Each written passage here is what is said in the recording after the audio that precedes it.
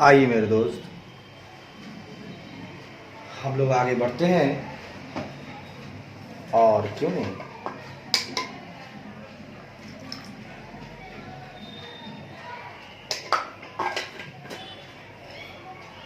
हम लोग आगे की तरफ बढ़ते हैं।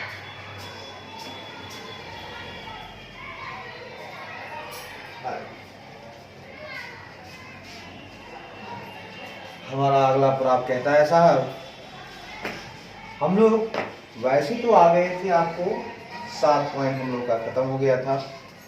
हम लोग ऑडिट ऑफ क्लब को देख रहे थे। क्लब का मतलब होता है भाई साहब, सभा बोलिए आप, गोष्ठी बोलिए आप, जो आपको सही लगता है आप बोल सकते हो, वो क्लब होता है। हाँ जी भाई साहब, क्लब होता है।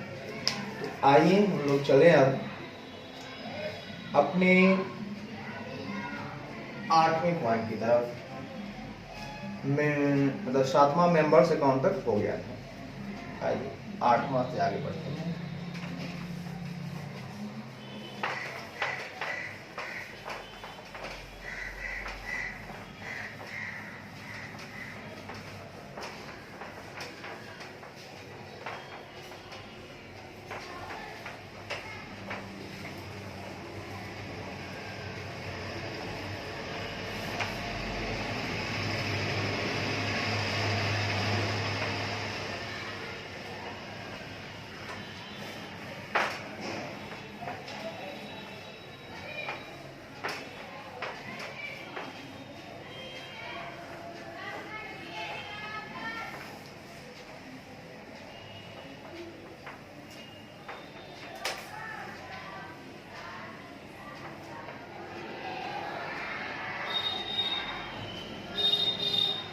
आपका 9वां नंबर है, सॉरी 8वां नंबर बात करता है भाई साहब, ये परचेजेस की बात करता है। 8वां पॉइंट आपका परचेजेस की बात करता है। ये परचेजेस का मतलब क्या होता है?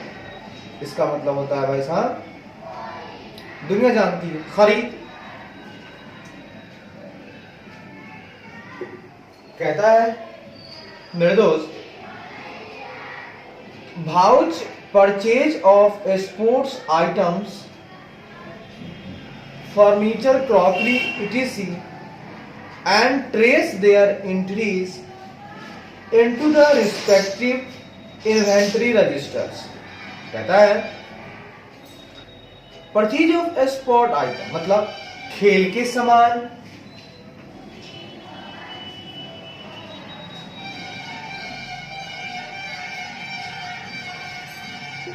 खेल के सामान, खेल के सामान, कॉमा फर्नीचर,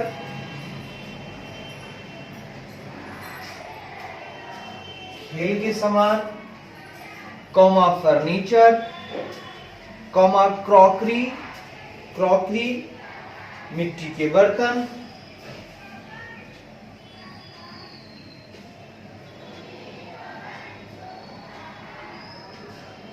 मिट्टी के बर्तन, etc आदि की खरीद की पुष्टि करें। आदि की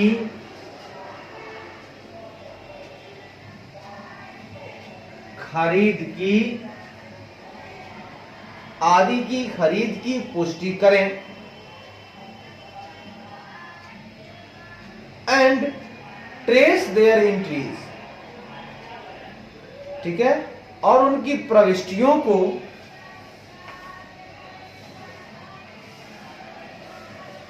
और उनकी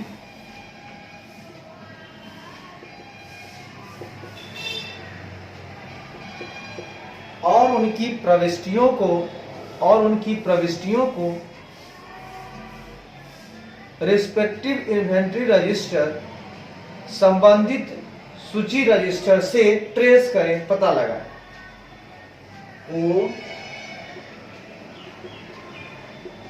संबंधित सूची रजिस्टर से पता है। ऐसा परचेज में मैंने क्या बोला और समझिएगा, मैंने परचेज में ये कहा कि जो खेल का सामान है, हाँ जो खेल का सामान है, स्पोर्ट्स गुड्स है, आइटम है, स्पोर्ट्स आइटम है या फर्नीचर है या क्रॉकरी आदि है, अगर आप खरीदते हो क्लब में तो इसकी मुझे वाउचिंग करनी होगी, पुष्टि करना होगा। और जो उनकी प्रविष्टियां हैं, अगर आप परचेज करते हो तो एंट्री करते होगे, तो उसकी प्रविष्टियां हम रिस्पेक्टिव इन्वेंट्री रजिस्टर से ट्रेस करेंगे कि भैया आपकी इन्वेंट्री है कि नहीं, उस रजिस्टर में ये मेंटेन है कि नहीं। जी ठीक है। अब आइए भाई साहब, 9 पॉइंट कहता है, सर क्या कहता है ये, मार्जिन्स अर्न्ड, यानी मार्जिन्स अर्न्ड, आपने मार्जिन्स को अर्न किया मतलब अर्जित किया, मार्जिन्स यानी लाभ।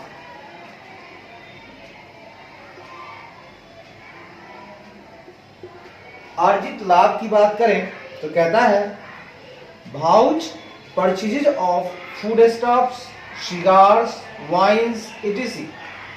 कहता है खाद्य पदार्थों, सिगार, खाद्य पदार्थों, खाद्य पदार्थों, सिगार, शराब आदि,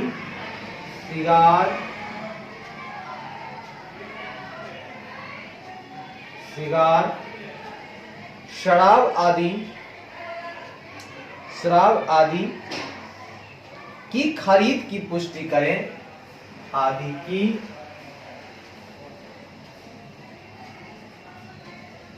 खरीद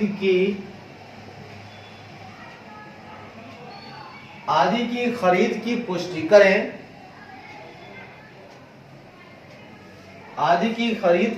करें, and test their sale price, और उनकी बिक्री मूल्य का परीक्षण करें, और उनकी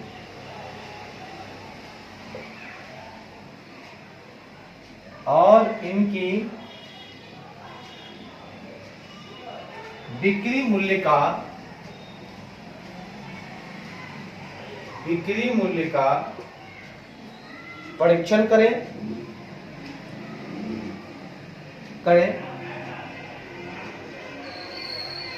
so as ताकि to confirm that, ताकि यह पुष्टि हो सके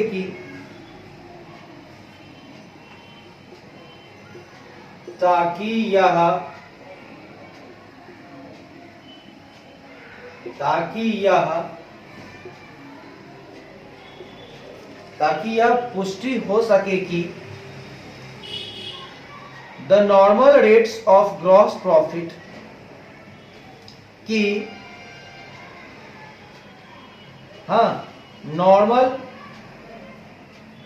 normal rates of gross profit की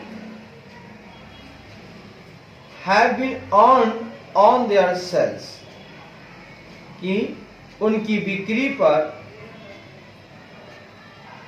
सकल लाभ की, उनकी बिक्री पर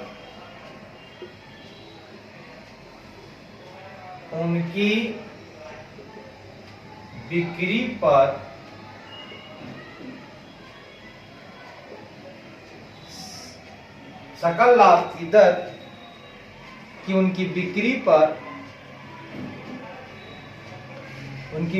पर सकल लाभ की सामान्य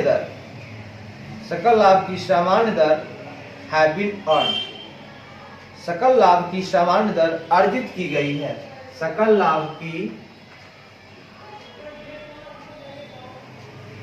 सामान्य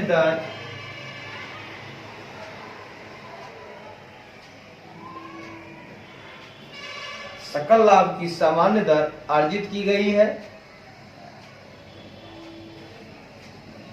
the inventory of unsold provisions and stores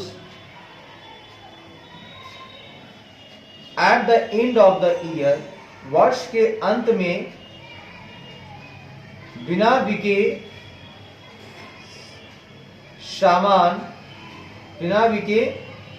सामान और प्रोविजंस मतलब होता है यहां पर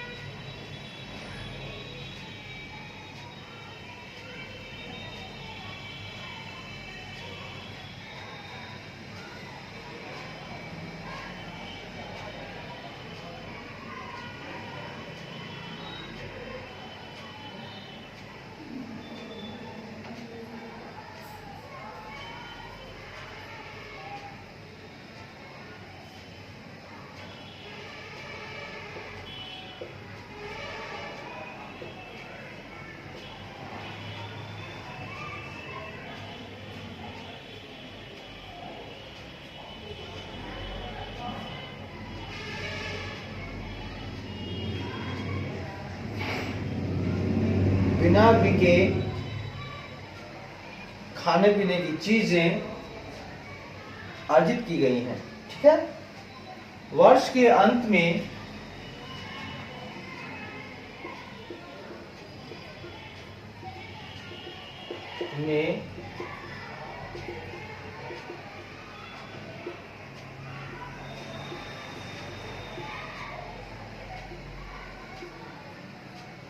खाने पीने की चीजें और स्टोर्स और भंडार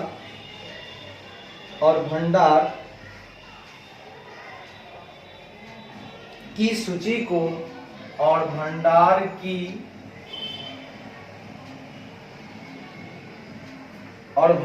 की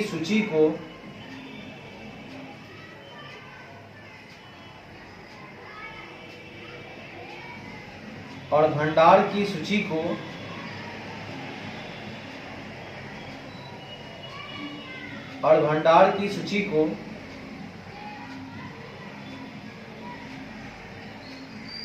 वेरीफाइड फिजिकली, भौतिक रूप से सत्यापित किया जाना चाहिए।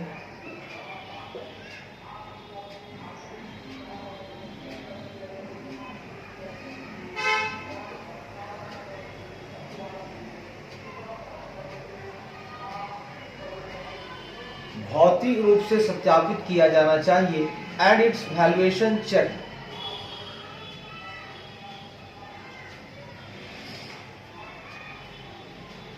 और उसके मूल्यांकन की जांच की जानी चाहिए तथा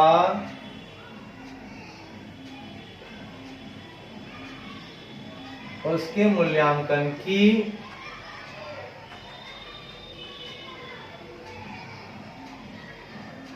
जांच की जानी चाहिए।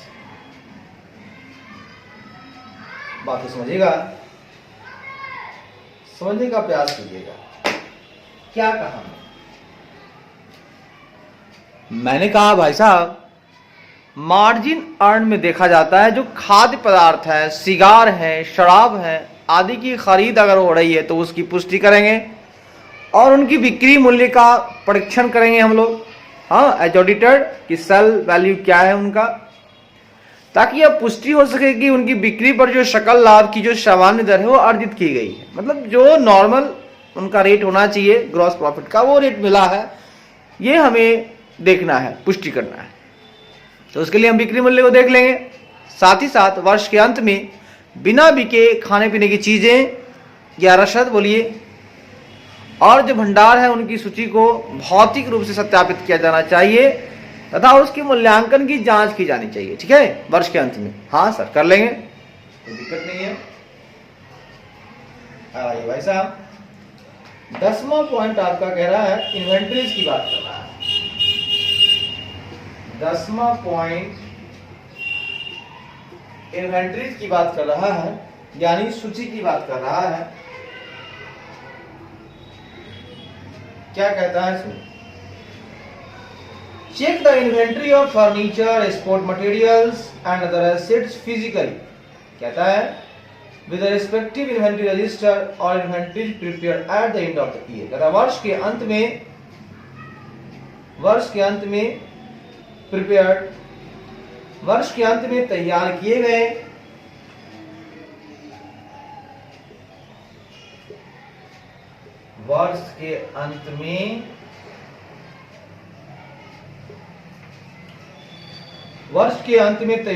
गए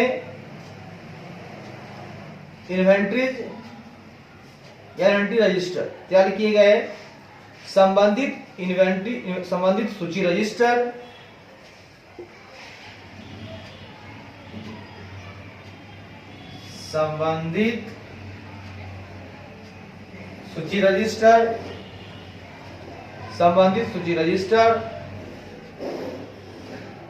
या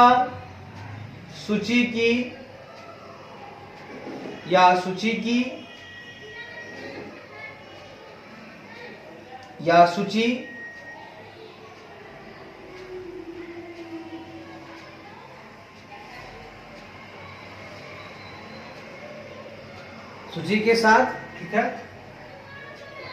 या इन्वेंट्री सूची के साथ फिजिकली भौतिक रूप से फर्नीचर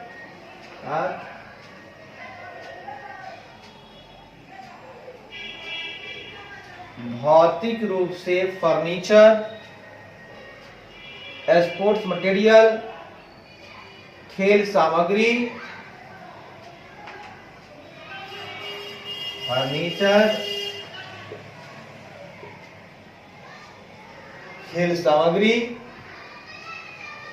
एंड अदर एसेट्स और अन्य संपत्तियों की सूची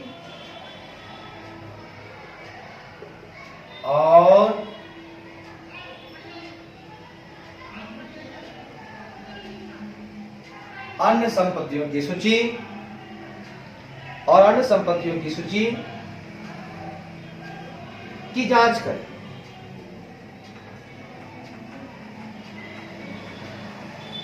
भाई साहब, इन्वेंट्री में क्या कहता है देख लीजिएगा।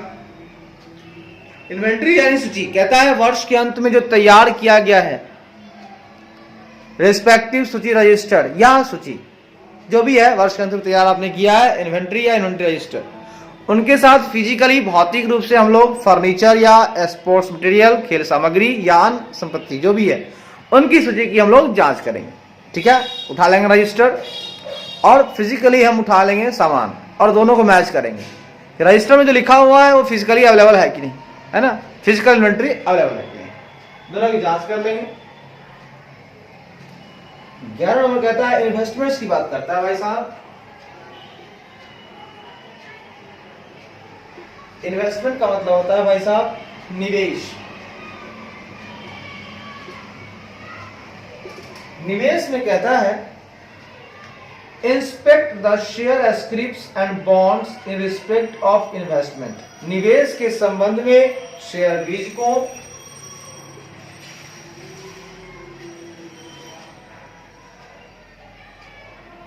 निवेश के संबंध में शेयर बीज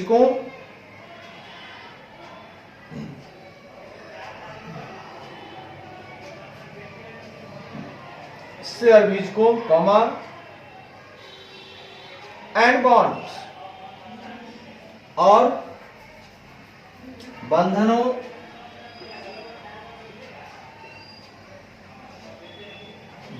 बोल सकते हो, इनको भी ऋण पत्रों बोल सकते हो।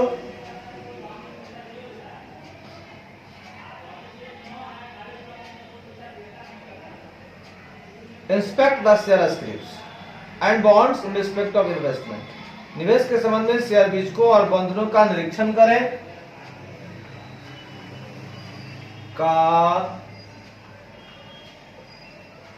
करें check their current values for disclosure in financial final accounts. अंतिम खातों में प्रकटीकरण के लिए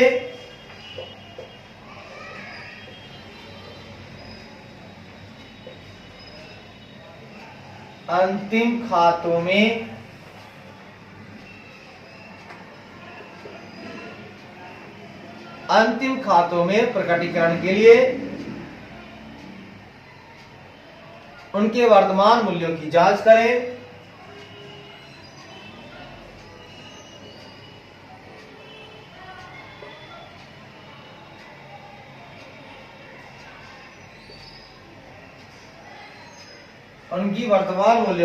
करें।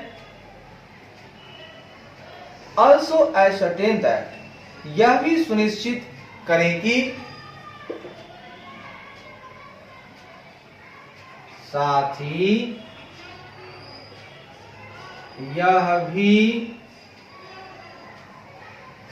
यह भी सुनिश्चित करें कि the arrangements for their safe custody, उनकी सुरक्षित अभिरक्षा की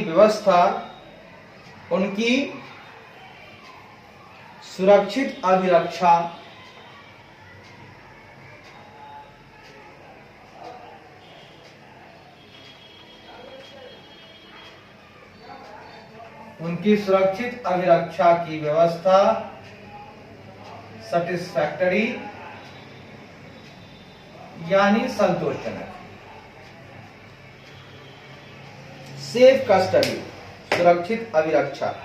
कस्टडी मतलब होता है आपने कस्टडी में लेना, हिरासत बोल सकते हैं आप, अभिरक्षा बोलिए, हिरासत बोलिए। क्या कहा गौर सुनिएगा। मैंने कहा भाई साहब निवेश के संबंध में जो शेयर बीजक हैं और जो बॉन्ड्स हैं, जो ऋण पत्र हैं, भाई साहब उनका निरीक्षण करेंगे। मतलब आप इन्वेस्ट कर रहे हो कहीं पर, तो कोई शेयर बीजक होगा या कोई बॉन्ड में आप कर रहे होंगे, है कि नहीं? कर रहे होंगे ना। बॉन्ड खरीदना बेचना चलता रहता है।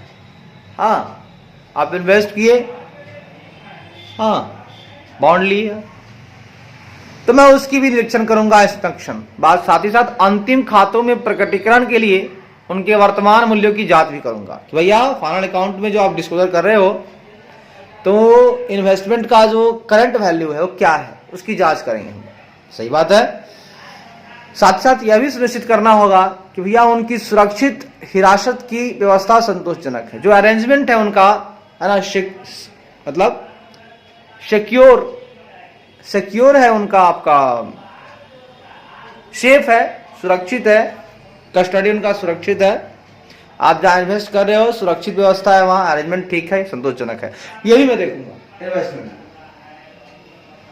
अब लास्ट बात करेंगे हम लोग 12 नंबर। वो कहता है, सर क्या कहता है? वो कहता है भाई साहब मैनेजमेंट पावर्स। क्या कहता है? मैनेजमेंट पावर, मतलब मैनेजमेंट पावर्स, इसका मतलब होता है प्रबंधन शक्तियां।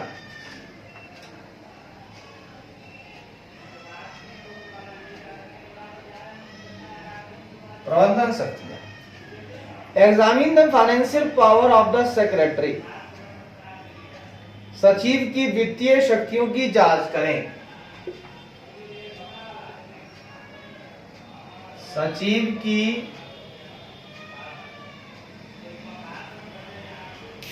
वित्तीय शक्तियों की जांच करें। जो सेक्रेटरी साहब है उनकी जो फाइनेंशियल जो स्ट्रेंथ है, शक्तियां हैं, पावर है, फाइनेंशियल पावर है, उनकी जांच करें। And if this have been exceeded, और यदि इन्हें पार कर लिया गया है, और यदि, ठीक है जी, मैंने कहा, सुनिएगा, मैंने ये कहा भाई साहब कि सचिव जो होते हैं उनके पास वित्तीय शक्तियां होती है, भैया मैं उनकी जांच करूंगा।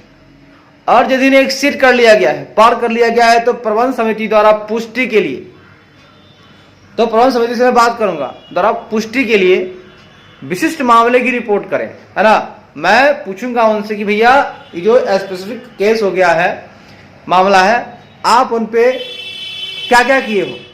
प्रबंध समिति, आप इनकी पुष्टि के लिए जो भी मामला हुआ है उस मामले पर आपने क्या रिपोर्ट दिया, मैं उस रिपोर्ट को देखूंगा भाई साहब, ध्यान दें। आइए भाई साहब, आइए, अब हम लोग आगे बढ़े क्या? चलिए, जरूर बढ़िए।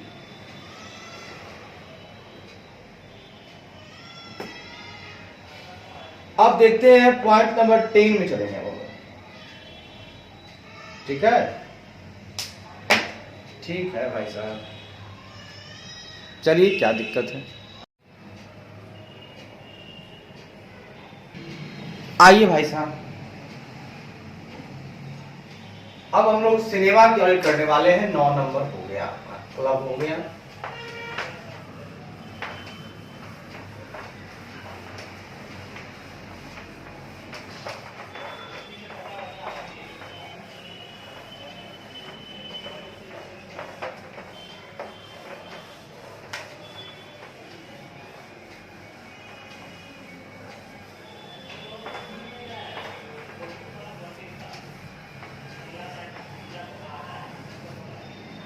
आइए, बात करेंगे ऑडिट ऑफ सिनेमा की।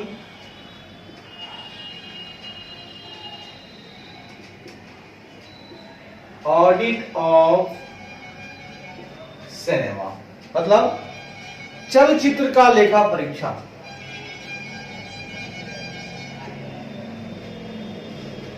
चलचित्र का लेखा परीक्षा, देखिए क्या है इसमें, होता है the special steps involve in its audit. इसके लेख ऑडिट्स, इसके लेखा परीक्षा में शामिल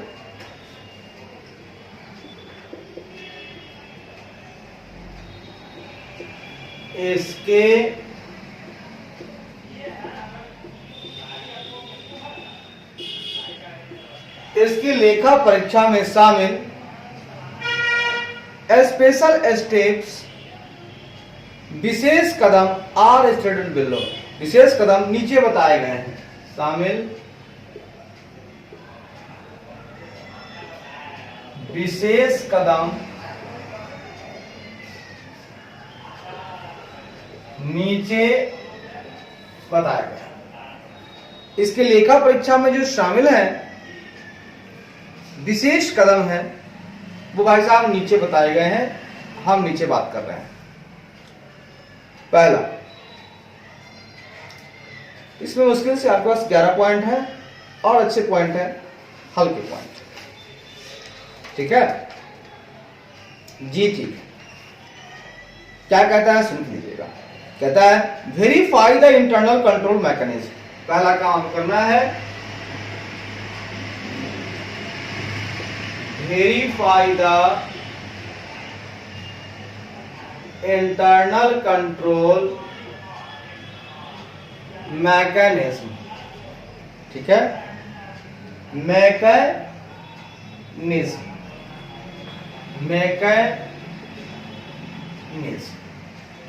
वेरीफाई करना है इंटरनल कंट्रोल मैकेनिज्म। आंतरिक नियंत्रण तंत्र को सत्यापित करें। आंतरिक नियंत्रण तंत्र को सत्यापित करें, ठीक है।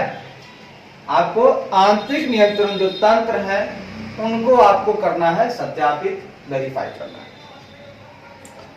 कैसे सत्यापित होगा? पॉइंट नंबर 1 कहता है, सर ये क्या कहता है? कहता है that entrance to the cinema hall during show, कहता है प्रदर्शन के दौरान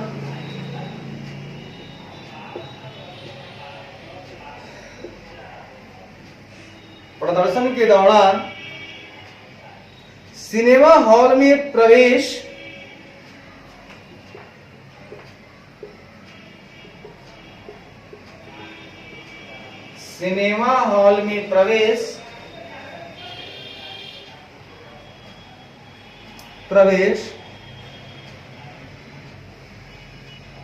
is only through printed ticket, प्रवेश केवल मुद्रित टिकटों के माध्यम से, प्रवेश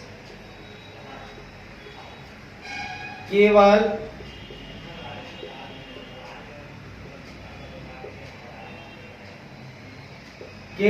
मुद्रित टिकटों के माध्यम से होता है।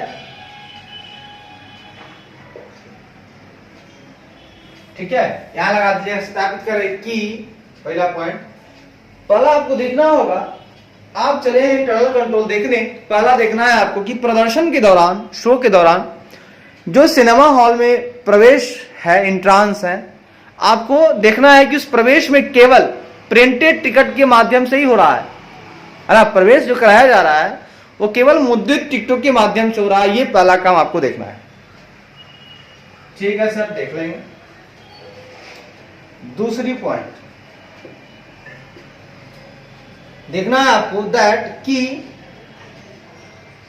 दे आर सीरियली नंबर्ड, कि उन्हें क्रमानुसार क्रमांकित किया गया है, कि उन्हें क्रमानुसार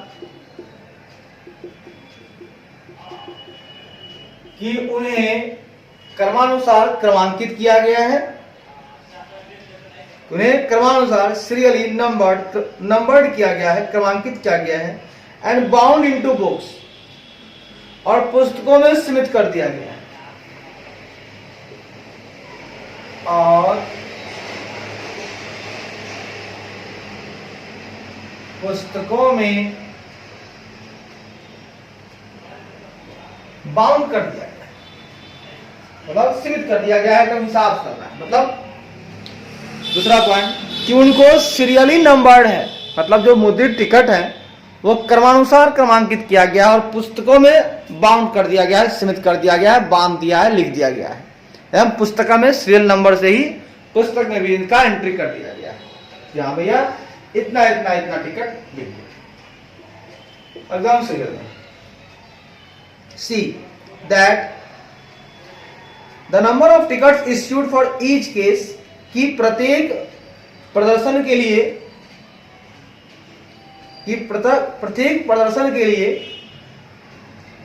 प्रत्येक प्रदर्शन और श्रेणी के लिए, कि प्रत्येक प्रदर्शन और श्रेणी के लिए, क्लास के लिए, प्रत्येक प्रदर्शन और श्रेणी के लिए टिकट इश्यूड, जारी किए गए टिकटों की संख्या, नंबर,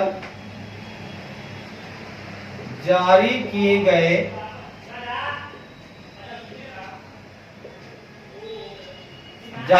टिकटों की संख्या number of tickets issued are different, तो संख्या अलग अलग होती है,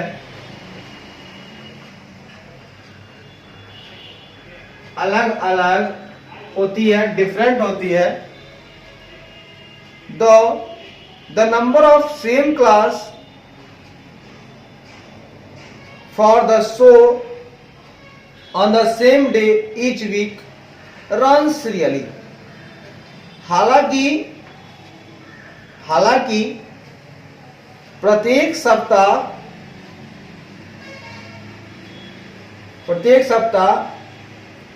एक ही दिन, हालांकि प्रत्येक सप्ताह सेम डे, प्रत्येक सप्ताह उसी दिन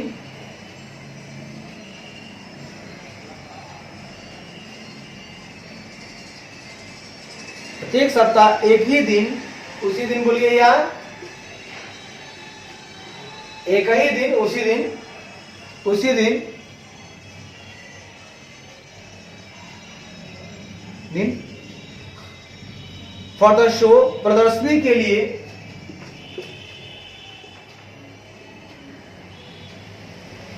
प्रदर्शनी के लिए of the same class, number of the same class, है ना, एक ही दिन प्रदर्शनी के लिए एक ही श्रेणी की संख्या,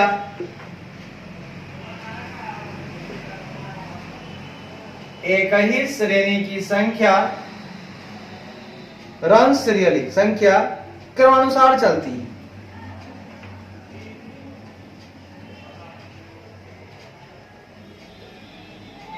अच्छा भैया, बात तो आपने बहुत बढ़िया बोला, सुन के मजा आ गया, ठीक है, सुन के मजा आ गया।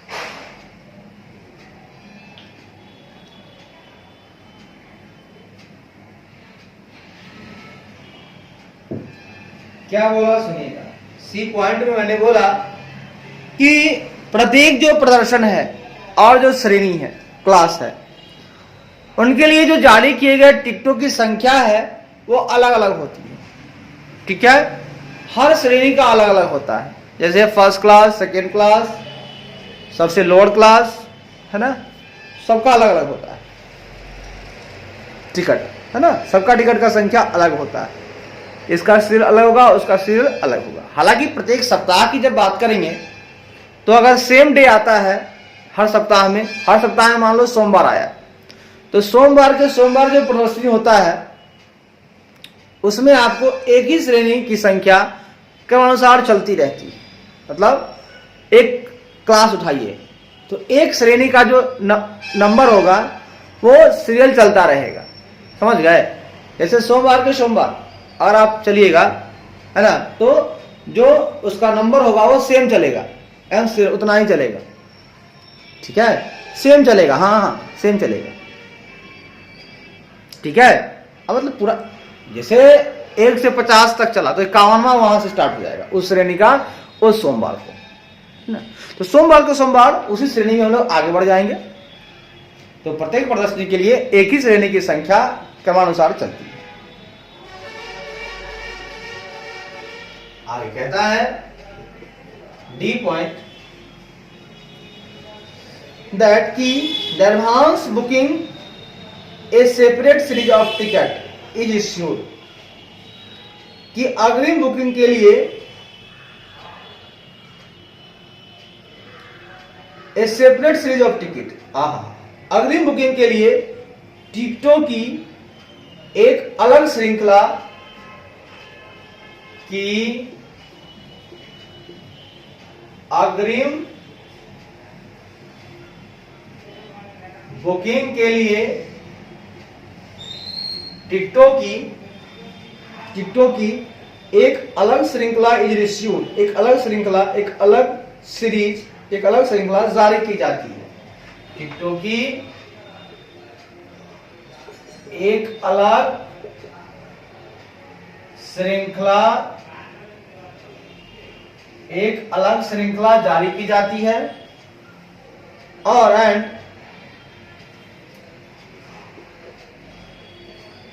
ये गौर कीजिएगा भाई साहब, अगर आपको एडवांस टिकट मिलता है तो उसका नंबर आपको इससे मैच नहीं करेगा, उसका सीरीज अलग होता है ना, वो देख के पकड़ लेगा आपको टॉर्च वाला कि सर अग्रिम बुकिंग कराया है इन्होंने। तो अग्रिम बुकिंग के लिए जो है टिकटों की जो श्रृंखला होगी सीरीज वो एक अलग होगा, सेपरेट होगा, वो मैच नहीं करेगा। अगला पॉइंट, दैट की द इन्वेंट्री ऑफ टिकट, की टिकटों की सूची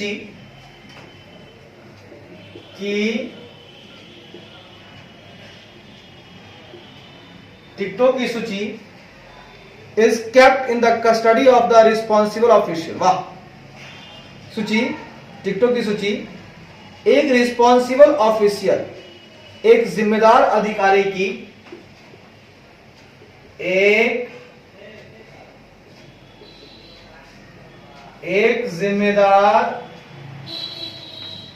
जिम्मेदार अधिकारी की, एक रिस्पॉन्सिबल ऑफिशियल की कस्टडी में, केप्ट इन द कस्टडी, की हिरासत में रखी जाती है, अधिकारी की हिरासत में रखी जाती है।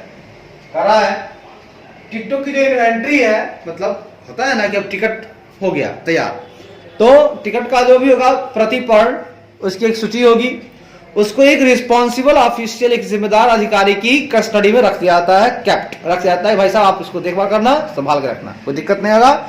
जब सीए लगाएंगे तो दिखाइएगा उसको, समझाइएगा उसको। ये तो हो गया आपकी इंटरनल कंट्रोल मैकेनिज्म चेक हो गया। दूसरा बात कह रहा है, confirm that at the end of show, पुष्टि करें कि प्रदर्शनी के अंत में, पुष्टि करें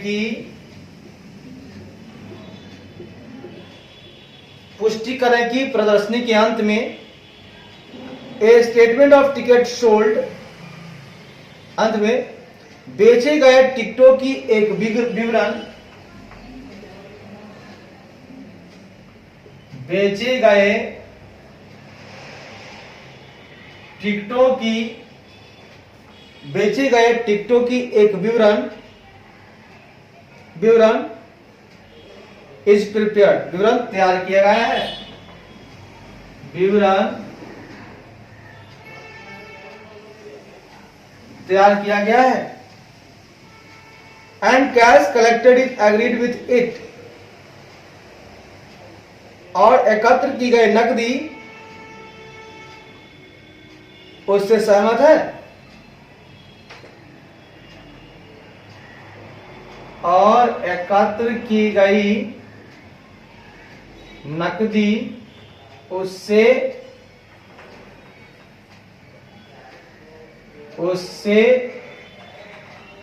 सहमत है।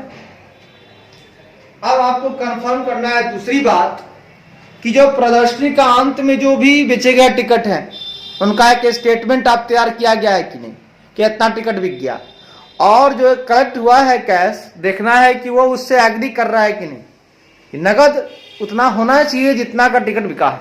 दोनों को चेक कर लीजिए, पुष्टि कर लीजिए। ठीक है जी, ठीक है। अब तीसरी बात क्या कहता है, वेरीफाई दैट, सत्यापित करें कि, वेरीफाई दैट, सत्यापित करें कि record is kept of the free passes, कि निःशुल्क पास का रिकॉर्ड रखा गया है, कि निःशुल्क पास का रिकॉर्ड रखा गया है, and that these are issued under proper authority, और ये उचित प्राधिकार के तहत जारी किए गए हैं, और ये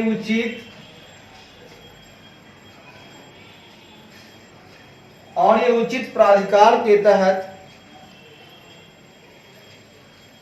जारी किए गए हैं।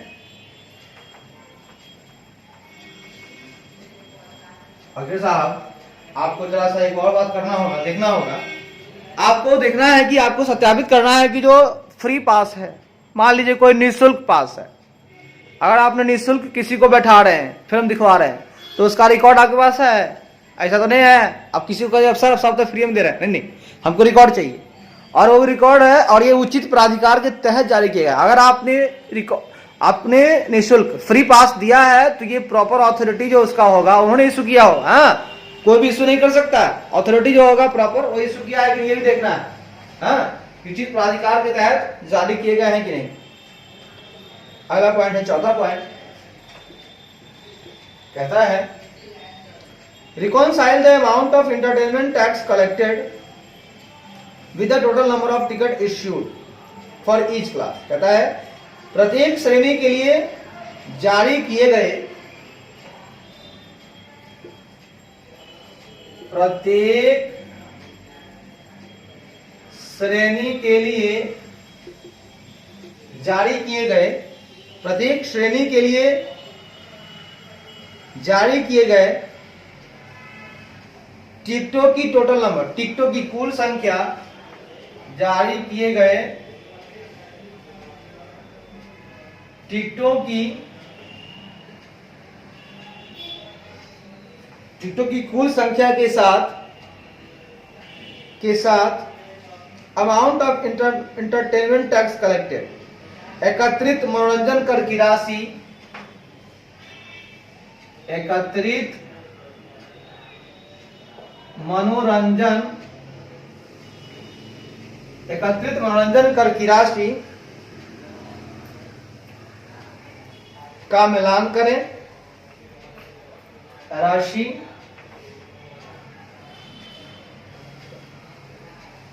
मिलान करें तथा और करता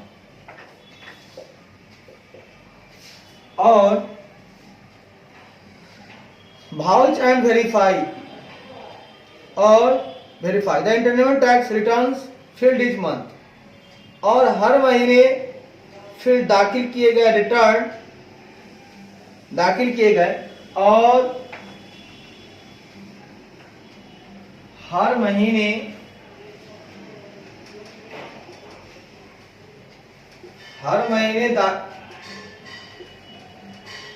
दाखिल किए गए एंटरटेनमेंट टैक्स रिटर्न, मनोरंजन कर रिटर्न को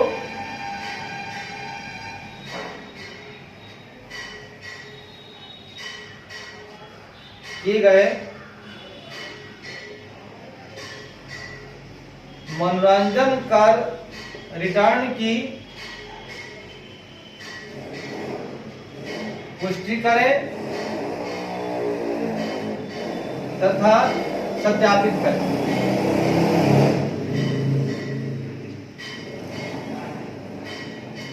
मैंने कहा भाई साहब एक बात बताइएगा कि प्रत्येक श्रेणी के लिए जो जारी किया गया टिकट का जो कुल संख्या है ना, इतना आपने जारी किया टिकट, तो उस संख्या के साथ जो भी एकत्रित मनोरंजन कर है ना, उसकी राशि का मिलान कीजिए। मान लीजिए कि आपने प्रत्येक श्रेणी में इतना टिकट जारी किया, इतना रुपया हुआ, तो उस रुपया के हिसाब से मनोरंजन कर होना चाहिए सेम टू सेम। तो एकत्रित मनोरंजन कर की राशि को आप मिलाइए कि दोनों मैच कर रहा है कि नहीं, है ना, टैक्स सही से कैलकुलेशन हो रहा है कि नहीं। और साथ ही साथ हर महीने जो इन्होंने दाखिल किया है मनोरंजन कर की रिटर्न, उसकी आप पुष्टि कीजिए और सत्यापित कीजिए कि रिटर्न जो दाखिल किया है वो एक्यूरेट है कि नहीं, फाइल जो किया है रिटर्न वो सही है कि नहीं, इसकी आप पुष्टि भी करें और सत्यापित भी करें, वाउच एंड वेरीफाई। अगली बात भाई साहब 5वां नंबर कहता है vouch the increase in the cash book in respect of cash collected on sale of ticket for different shows on a difference to daily statement. कहता है दैनिक विवरण के संदर्भ में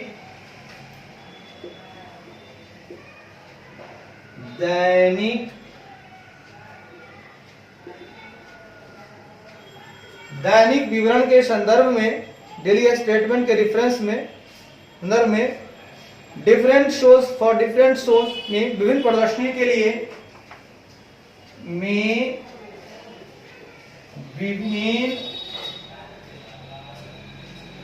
विभिन्न प्रदर्शनी के लिए, है ना, के लिए sale of ticket collect on sale of tickets के लिए टिकटों की बिक्री पर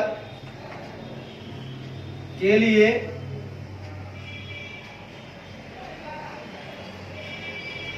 टिकटों की बिक्री पर कैश कलेक्टेड, बिक्री पर एकत्रित नकदी के संबंध में एकत्रित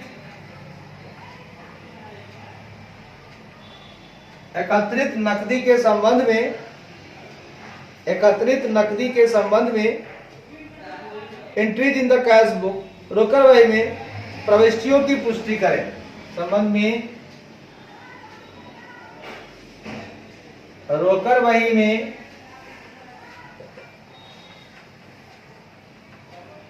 प्रविष्टियों की पुष्टि करें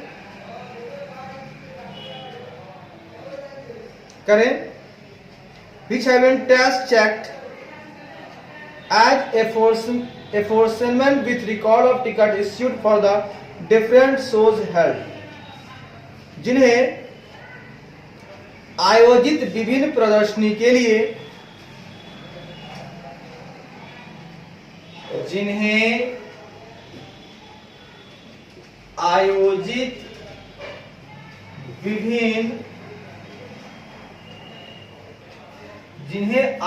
विभिन्न प्रदर्शनी के लिए इश्यूड टिकट की रिकॉर्ड के लिए जारी किए गए टिकटों के रिकॉर्ड, जारी किए गए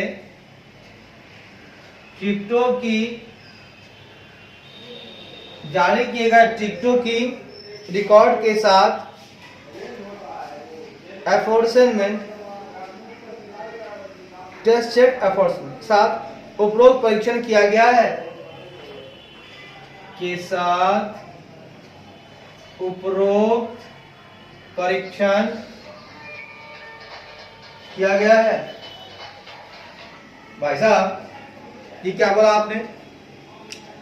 हमने बोला भाई साहब की जो दैनिक विवरण है आपका, डेली स्टेटमेंट एक आपके पास होगा, तो दैनिक विवरण के संदर्भ में आपको जो डिफरेंट शो है, विभिन्न प्रदर्शनी आपकी चल रही है, तो उसमें आपने टिकट की बिक्री की, तो टिकट की बिक्री पर जो एकत्रित नकदी हुआ आपका, उसके संबंध में रोकर वही में जो प्रविष्टियां हो रही हैं, मैं उसकी पुष्टि करूंगा कि सर आपका तो डेली कैगो शो चल रहा है, तो प्रत्येक शो में अब विभिन्न शो हैं, डिफरेंट शो हैं, तो हर शो में तो आपको टिकट का बिक्री हुआ है और आपने नगद एकत्र किया है, कैश कलेक्ट किया है, तो आपने रोकर वही में उसकी एंट्री की है कि नहीं, हम ये देखेंगे, उसके बाद पुष्टि करें।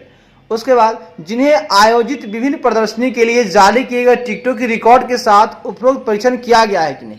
अरे बाप रे बाप, मतलब ऊपर जो कह रहे हैं, हम आपको बोले हैं ना कि मनोरंजन कर के साथ मिलान करेंगे, हाँ, तो मिलान करने के लिए हम ये देखेंगे कि जो भी आयोजित विभिन्न प्रदर्शनी है आपका, हेल्ड किया हुआ डिफरेंट शो हो रहा है ना, तो डिफरेंट शो में बहुत सारे टिकट का रिकॉर्ड होगा आपके पास, जारी किए गए टिकटों की रिकॉर्ड होगी, तो उस रिकॉर्ड के साथ भी हम लोग परीक्षण करेंगे। हाँ भाई, विभिन्न प्रदर्शन हो रहा है, बहुत सारे रिकॉर्ड हैं, तो हम टेस्ट करेंगे कि भैया सबका मनोरंजन कर आप दे रहे हो कि नहीं। देखिए बिक्री की बात है तो बहुत बिक्री थी, पूरे दिन में 4 गो शो चल गया, कितना टिकट बिक गया, तो विभिन्न प्रदर्शनी के लिए जितना टिकट का रिकॉर्ड है उससे हम परीक्षण करेंगे, हाँ, कि भैया आपको नगद जो मिला है उस रकम में प्रविष्टि किए है कि नहीं। मूल रूप से ही देखना है, ठीक है।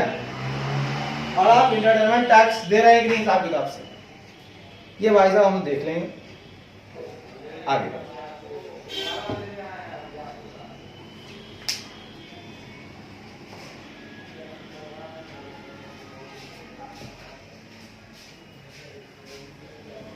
अब कहता है मेरे दोस्त 6ठा नंबर, बहुत अच्छी बात कर रहा है, सुनिएगा क्या कहता है। Verify the charges collected for advertisement slide. Cinema hall में एडवर्टीजमेंट स्लाइड आ जाता है बीच बीच में, है कि नहीं? कहता है विज्ञापन स्लाइडों और एक शॉर्ट्स मतलब एक छोटा सा आ गया प्रचार बीच में, ठीक है ना? तो विज्ञापन स्लाइडों और शॉर्ट्स के लिए विज्ञापन स्लाइडों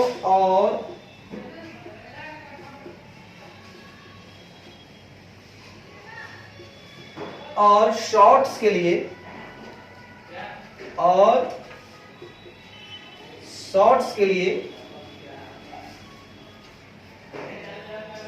एकत्र किए गए शुल्क के लिए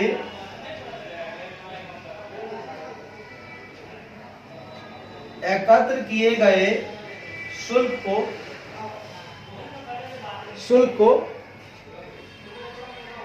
को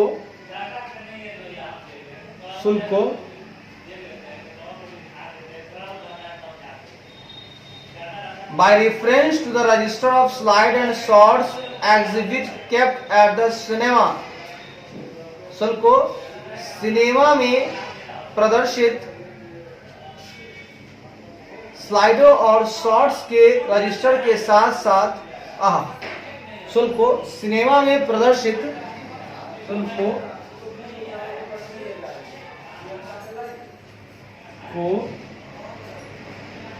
सिनेमा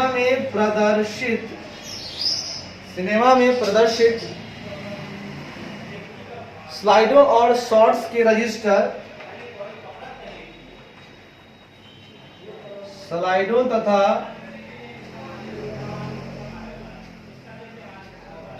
शॉर्ट्स के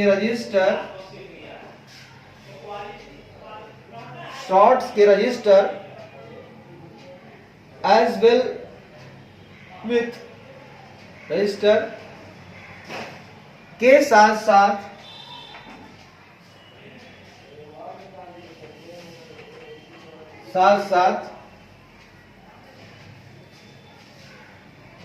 the arrangement entered into with advertisement in this regard, साथ इस संबंध में with advertisers के साथ इस संबंध में विज्ञापन दाताओं के साथ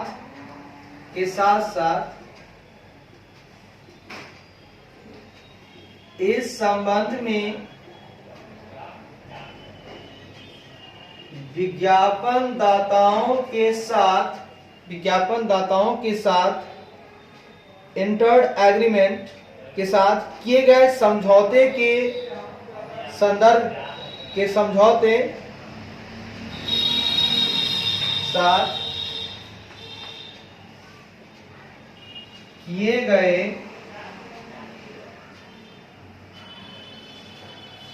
समझौते के संदर्भ में सत्यापित करें। सर यह क्या बोला आपने? देखिए मैंने क्या बोला, देखिए क्या बोला आपने, सुनिए। मैंने ये कहा मेरे मित्र, छोटी सी बातें हैं। मैंने कहा कि विज्ञापन जो स्लाइड आते हैं या शॉर्ट्स आते हैं, है ना, मतलब जब फिल्म चलती रहती है तो उस समय आपको बीच बीच में एक विज्ञापन आ जाता है, स्टार्टिंग में, बीच में, इंटरवल में। तो जो स्लाइड है, वो शॉर्ट्स है, उनसे भी एकत्र किया गया शुल्क, कोई फी आता है, उनसे भी आता है। तो उस शुल्क को सिनेमा में प्रदर्शित जो स्लाइड्स हैं या शॉर्ट्स हैं, उनके एक रजिस्टर होंगे, उनके साथ आप सत्यापित करो। आप देखो कि उनके रजिस्टर में ये शुल्क है कि नहीं, एकत्र किया गया शुल्क दिख रहा है कि नहीं, है ना। एक होगा ना एग्जिबिट करने वाला, मतलब सिनेमा में जो प्रदर्शित हो रहे हैं, है ना, स्लाइड्स या शॉर्ट्स, तो उनके रजिस्टर के साथ आप जो है देखिए। और साथ ही साथ इस संबंध में जो विज्ञापन दाता हैं, जो विज्ञापन देने वाले हैं, उनके साथ, मतलब कहता है ना, जैसे हम बोले भैया मेरा ट्यूशन का थोड़ा प्रचार करा दो, मैं गया, मैं विज्ञापन दाता हूं, देने वाला हूं, उनके साथ किए गए, मेरे साथ उन्होंने क्या समझौता किया है उसको भी सत्यापित कीजिए, उनका एग्रीमेंट हुआ है कि नहीं, इंटर्ड हुआ है कि नहीं। बिना समझौते के काम नहीं चलेगा। तो समझौता देखिए क्या है, कैसे है ना, कितना पैसा वो ले रहे हैं, तो ये समझ आ जाएगा। बढ़िया।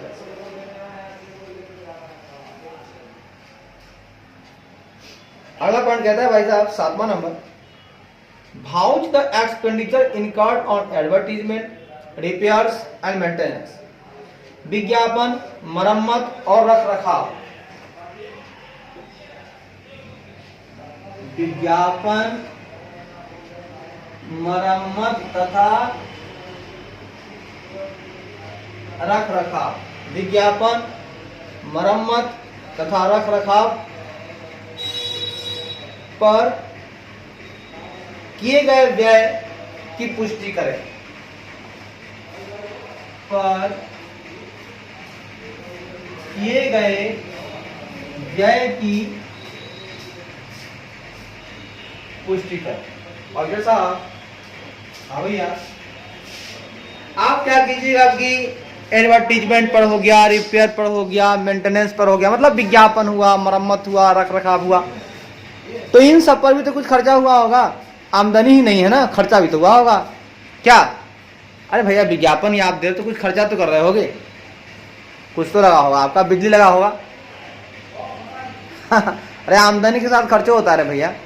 तो विज्ञापन आप किए, अच्छा कुछ रिपेयर वगैरह किए, कुर्सी उर्सी टूट गया, बनाया तनाया, अच्छा रख रखाव, मेंटेनेंस, सब कुछ को ठीक ठाक आदमी रखे आप, कुछ पैसा लगा, तो वो व्यय उसकी भी पुष्टि कर लो, जरा कर लेंगे।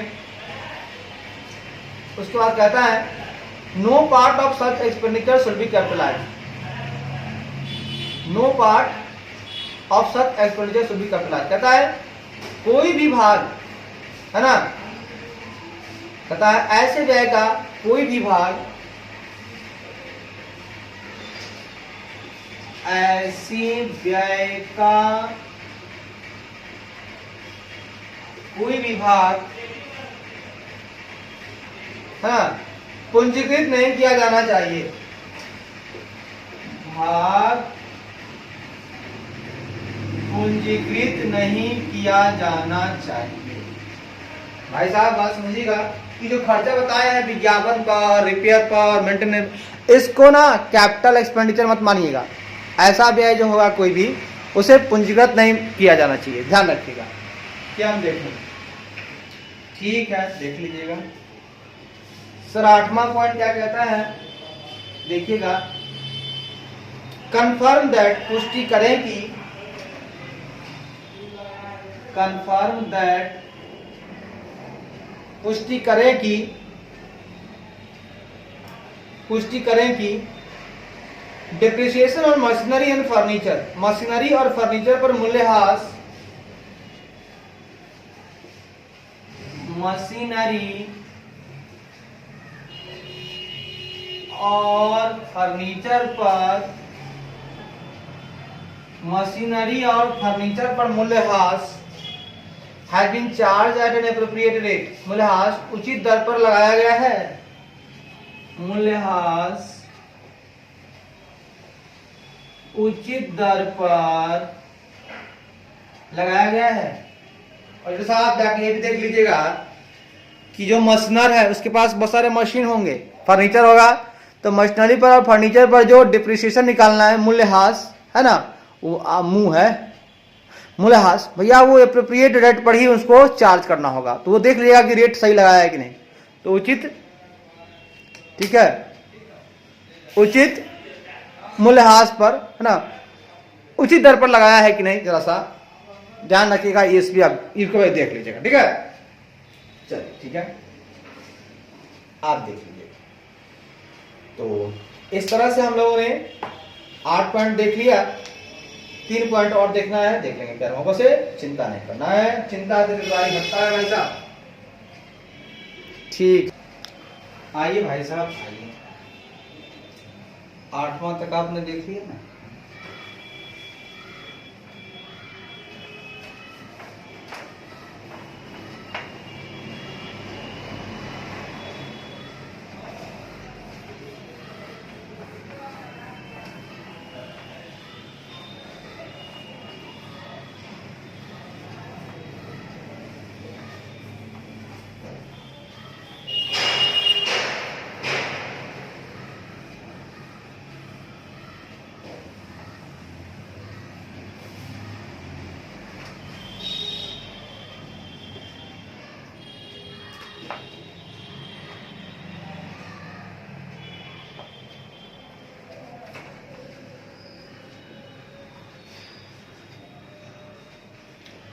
नौमा कहता है भाई साहब भाउच करना है आपको payments on account of film higher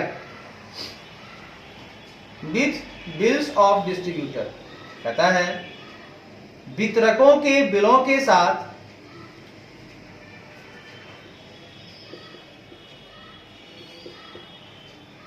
वितरकों के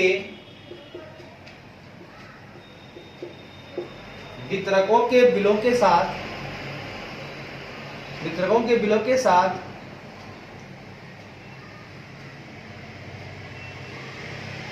account of film higher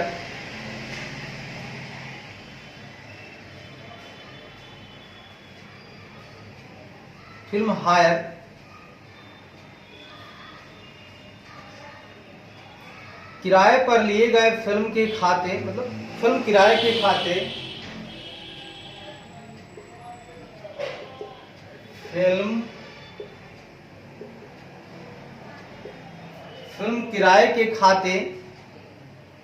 film किराए के खाते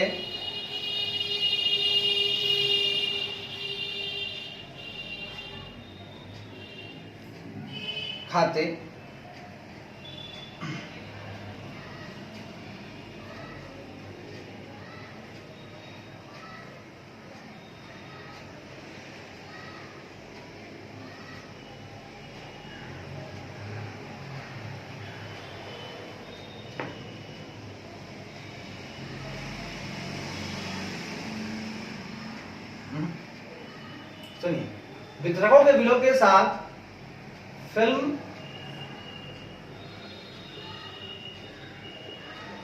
किराए पर लिए जाने के कारण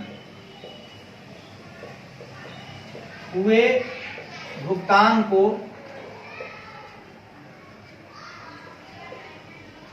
सत्यापित करें। एंड इन द प्रोसेस,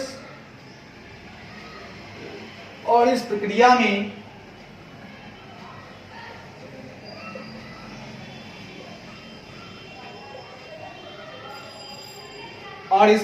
में the agreement concern should be referred to, संबंधित the agreement concern should be referred to, संबंधित समझौतों का उल्लेख किया जाना चाहिए।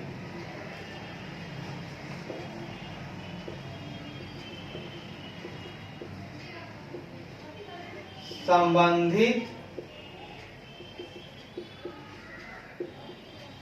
समझौतों का उल्लेख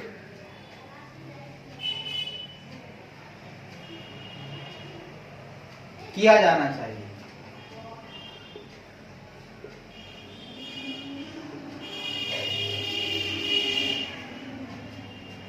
मैंने कहा मेरे खुदा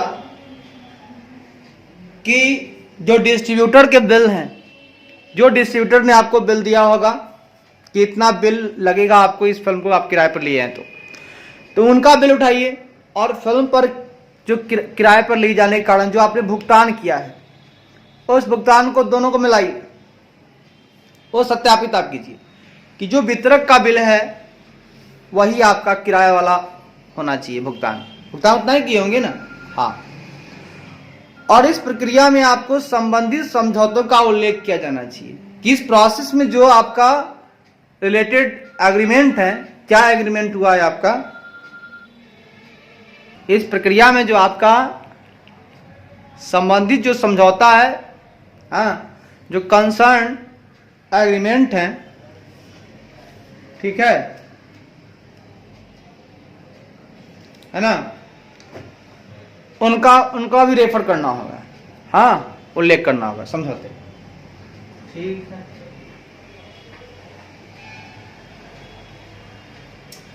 दस नंबर कहता है भाई साहब,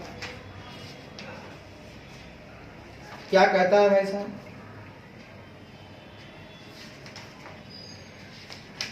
दस नंबर कहता क्या है, देखिए क्या कहता है। एग्जामिन करना है आपका unadjusted balance out of advance paid to the distributors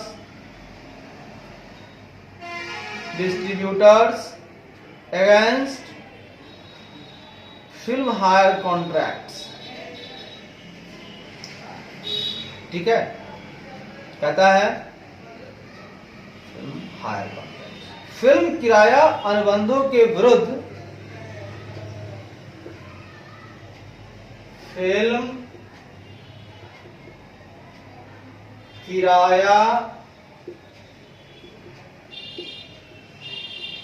film किराया अनुबंधों के विरुद्ध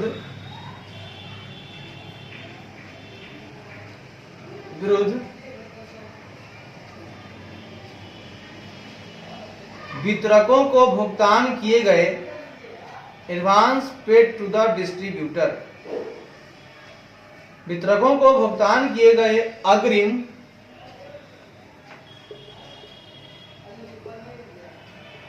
वितरकों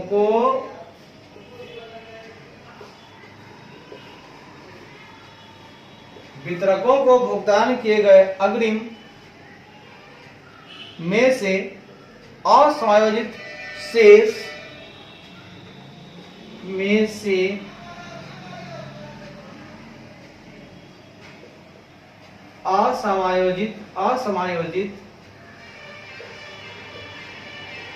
असमायोजित शेष की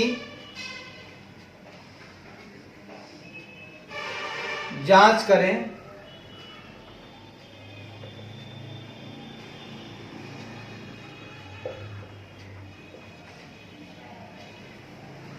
ताकि यह देखा जा सके, टू सी दैट, ताकि यह देखा जा सके कि they are good and recoverable, कि वे अच्छे हैं और वसूली योग्य हैं, वे अच्छे हैं और वसूली योग्य। सर ये क्या बोला आपने? मैंने बोला एग्जामिन करना है हमको अनएडजस्टेड बैलेंस को out of advance paid to the distributor against the film hire contract. देखिए, फिल्म किराया अनुबंध आपके पास हुआ होगा, उसके अगेंस्ट में अगर आपके वितरक को आपने भुगतान किया है, कोई अग्रिम एक्स्ट्रा दे दिया, एडवांस में दिया, और उसमें से कुछ असमायोजित शेष है, अनएडजस्टेड बैलेंस है, एडजस्ट नहीं हो पाया, हो सकता है आपने एक्स्ट्रा पेमेंट किया और जो फिल्म किराया पर आपने लिया कम का लिया, तो अगर असमायोजित शेष है भैया मैं उसकी जांच करूंगा, और ताकि हम यह देख सकें कि वे अच्छे हैं, गुड हैं और रिकवरेबल हैं, वसूली योग्य, मतलब वो आप वसूल कर पाएंगे, और अच्छा होगा तो वसूल कर पाएंगे आप, तो ये देखना मेरा काम है। और वसूली योग्य होगा तो उसको भुगतान में नहीं दिखाएंगे हम लोग। जी ठीक है, आगे कहता है इफ एनी फिल्म, यदि कोई film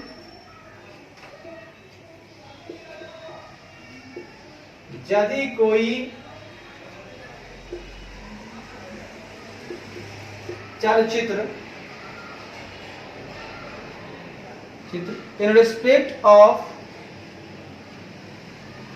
which an advance was paid, जिसके संबंध में अग्रिम भुगतान किया गया था,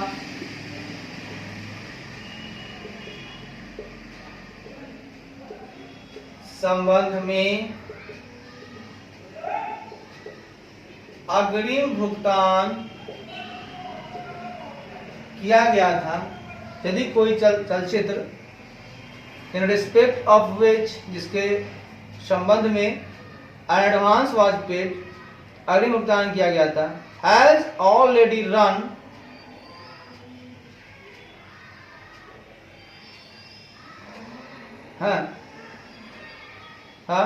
वह पहले ही चल चुकी है,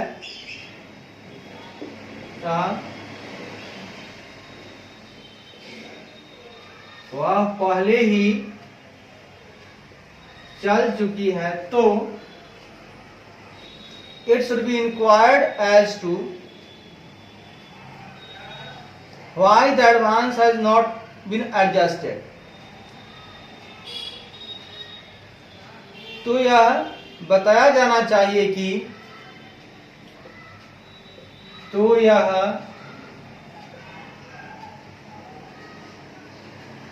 बताया जाना चाहिए कि अग्रिम राशि को समायोजित क्यों नहीं किया गया है, कि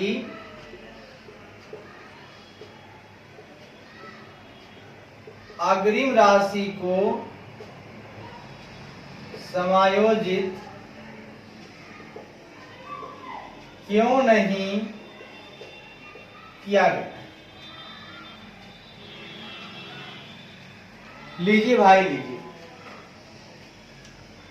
हमने ये कहा थोड़ा सा आगे बढ़ के कि यदि कोई चलचित्र जिसके संबंध में अग्रिम भुगतान किया गया था वो पहले ही चल चुकी है, मतलब वो फिल्म चली गई, चल चुकी है, अरे बाप रे, अग्रिम भुगतान किए चल गया, तो यह बताया जाना चाहिए कि भैया अग्रिम राशि को समायोजित क्यों नहीं किया गया। अगर वो फिल्म भी चल गया, सब कुछ हो गया, आपने अग्रिम भुगतान किया था, तो उसको एडजस्ट कर लेना चाहिए था ना आपको, है ना।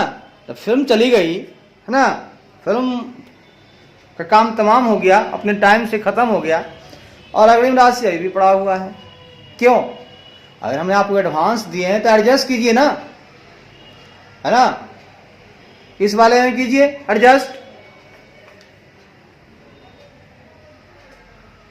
आगे कहता है the management should be asked to make a provision in respect of advance.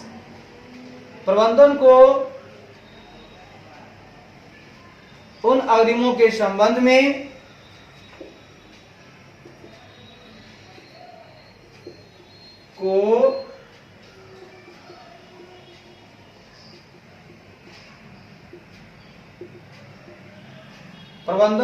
उन अग्रिमों के संबंध में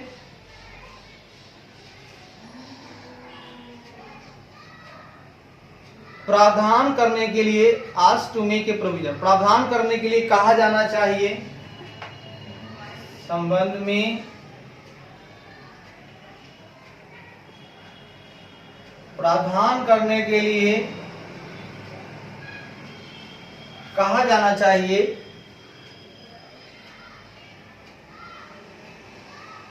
कि that are considered irrecoverable, जिन्हें वसूली योग्य नहीं माना जाता है, जिन्हें वसूली योग्य नहीं माना जाता है। मैंने क्या कहा, the management should ask to make a provision in respect of advance that are considered irrecoverable, या जो वसूली योग्य नहीं है ना, तो प्रबंधन का काम होना चाहिए उन अग्रिमों के संबंध में कि आप प्रावधान करने के लिए कहो, प्रबंधन को उन अग्रिमों के संबंध में प्रावधान करने के लिए कहा जाना चाहिए। प्रबंधन भैया आपको मैं कह रहा हूं प्रावधान कर लो वैसे एडवांस के रिगार्ड में जिन्हें वसूली योग्य नहीं माना जाता है, जिसे आप वसूली नहीं कर सकते हो, डाल दो प्रोविजन में, खत्म कर डालो, सही रहेगा जी। ठीक है, 11 नंबर कहता है the arrangement of collection of the share in the restaurant income. कहता है रेस्तरां की आय में शेयर, हिस्सेदारी,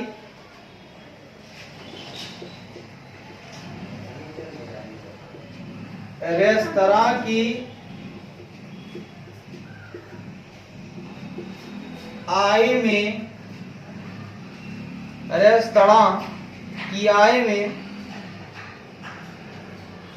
रेस्तरां की आय में हिस्सेदारी के संग्रह की, हिस्सेदारी की, रेस्तरां की आय में हिस्सेदारी के संग्रह की व्यवस्था व्यवस्था should be inquired की व्यवस्था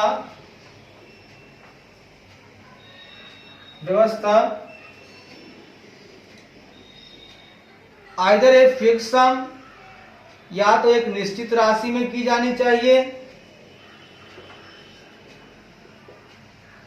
या तो एक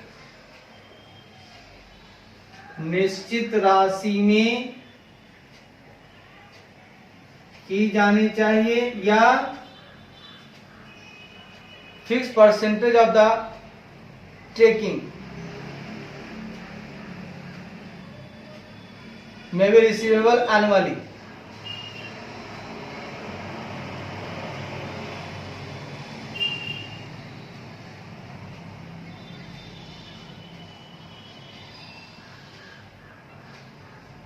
या fix percentage of the taking may be receivable annually, या लेने की एक निश्चित प्रतिशत, या लेने की एक निश्चित प्रतिशत वार्षिक रूप से प्राप्त किया जा सकता है।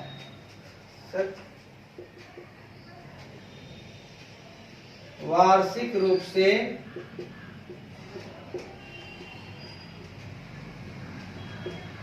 प्राप्त किया जा सकता है।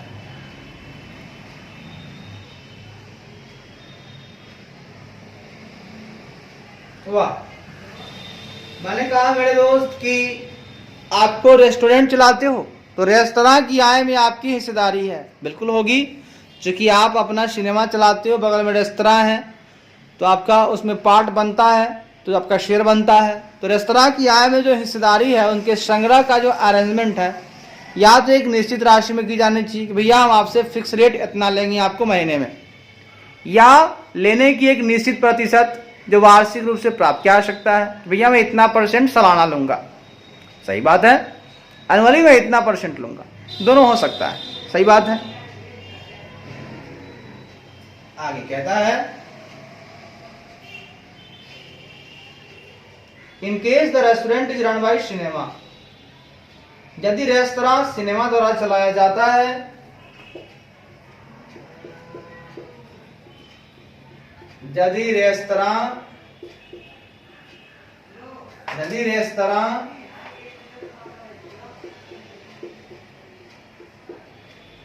सिनेमा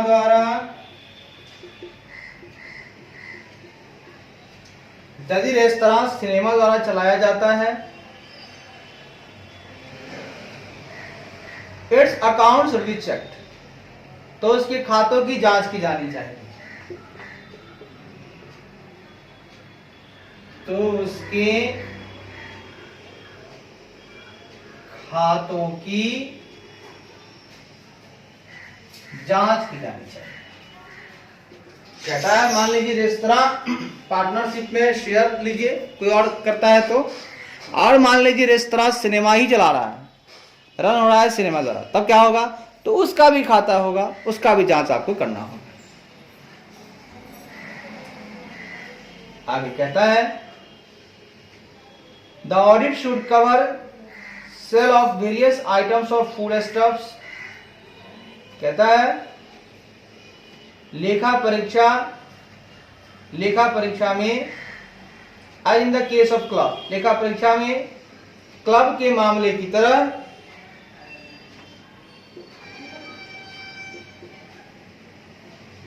लेखा परीक्षा में क्लब के मामले की तरह फूड स्टॉक्स, खाद्य पदार्थों की विभिन्न वस्तुएं, various items of food stocks, खाद्य पदार्थों की विभिन्न वस्तुओं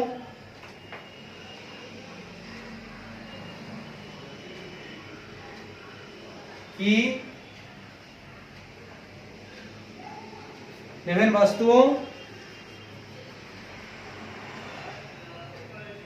वस्तुओं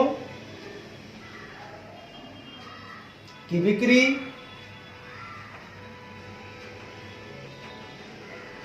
comma cold drinks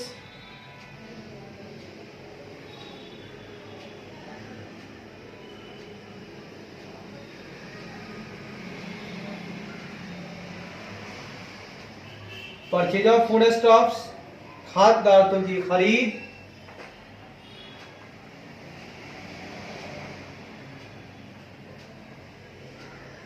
comma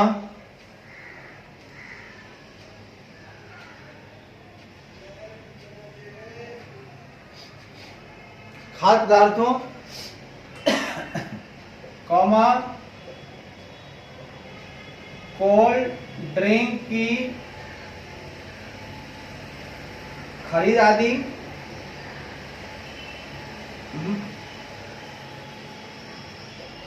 drink आदि की खरीद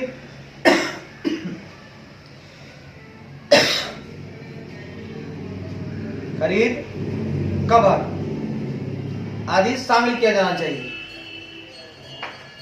खरीद को शामिल किया जाना चाहिए। मैंने कहा दोस्त, लेखा परीक्षा में क्लब के मामले की तरह, क्योंकि सिनेमा वाली बात है, तो क्लब का जैसा मामला है वैसे ही की तरह ही आप खाद्य पदार्थ की विभिन्न वस्तुएं बेचते होंगे। चॉकलेट है, कुरकुरे हैं, पॉपकॉर्न है, फिर खाद्य पदार्थ खरीदते भी होंगे। ये खरीदेगा तभी बेचेगा ना, तो उसी खरीद। कोल्ड ड्रिंक भी आप खरीदते होंगे तभी तो बेचते होंगे। तो इन सबों को शामिल किया जाता है तरह ही, हाँ, कि कुछ बिक्री से आमदनी हो गया और खरीदे तो गया। कोई सामान खरीद के लाया, बेचेंगे ज़्यादा, में फायदा होगा। तो बिक्री और खरीद दोनों शामिल है, जैसे क्लब में है वैसे सिनेमा में। तो आइए दोस्त, आपका सिनेमा की ऑडिट यहीं पे खत्म हो जा रही है। अब हमारे पास छोटे मोटे प्यारे प्यारे एक चीज आ गए हैं, 11 नंबर और एक है मेरे पास 12 नंबर ऑडिट पोर्टल छोटू छोटू, फिर 13वां लास्ट कर जाएगा। चलिए 11 नंबर में घुसिए, इसको रीड कर लीजिए। आप लोग रोक रोक करके इसको लिखेंगे। Video stop, writing start writing. चलिए ठीक है भाई साहब, बढ़िया है भाई साहब। चलिए सिनेमा की ऑडिट हो गई।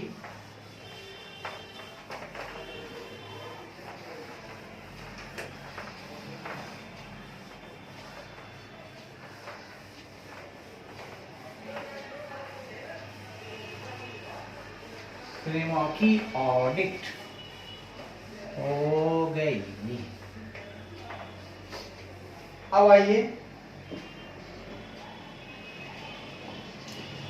अब हम लोग देखते हैं दोस्त, 11 नंबर में आ जाते हैं। ये है मेरा audit of hire purchase, audit of hire purchase and leasing companies, leasing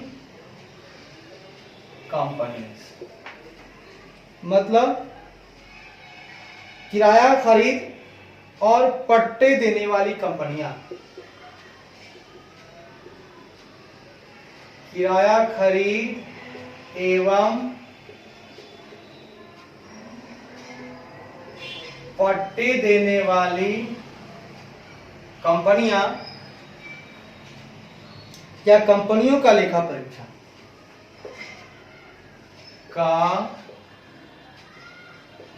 लेखा परीक्षा। अब हम लोग चले ऑडिट करने हायर परचेज वाले का और लीजिंग कंपनी का, पट्टा देने वाली कंपनी का। देखिए क्या कहता है। पहला पढ़ेंगे हायर परचेज। पहला पढ़ेंगे हायर परचेज, किराया खरीद। क्या है पढ़िए। कहता है a hire purchase agreement means, किराया खरीद समझौते का मतलब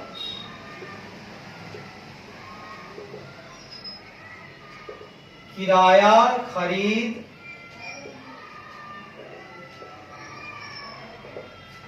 खरीद समझौते का मतलब एन एग्रीमेंट, एक ऐसा समझौता, अंडर विच, एक ऐसा समझौता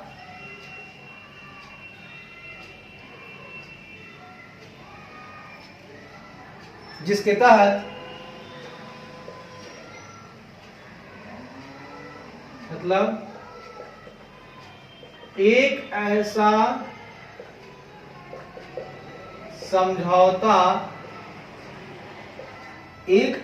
समझौता जिसके तहत goods are let on hire, जिसके तहत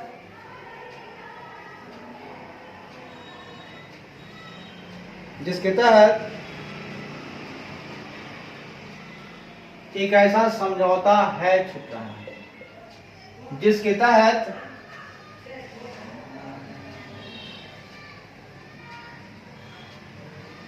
goods are let on hire, सामान किराए पर दिया जाता है, जिसके तहत सामान या सामान कर दीजिए,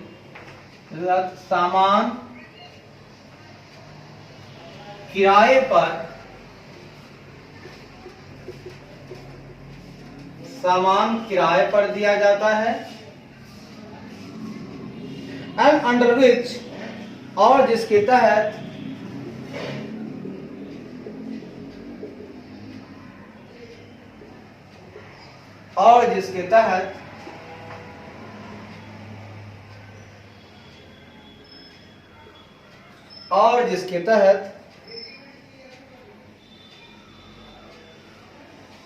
the hirer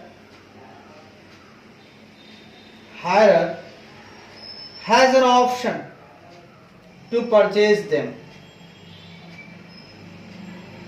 in accordance with the terms of agreement, इसके तहत किराए पर लेने वाले के पास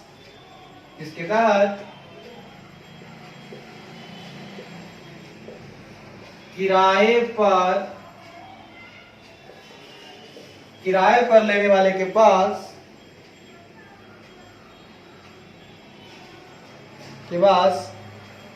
समझौते की शर्तों के अनुसार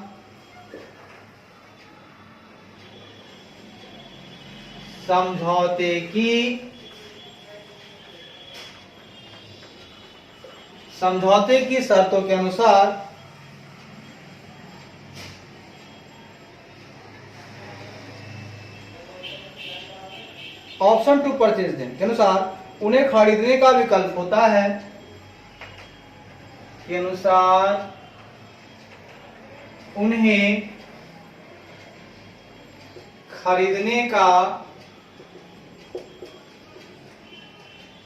होता है, and includes in agreement under which,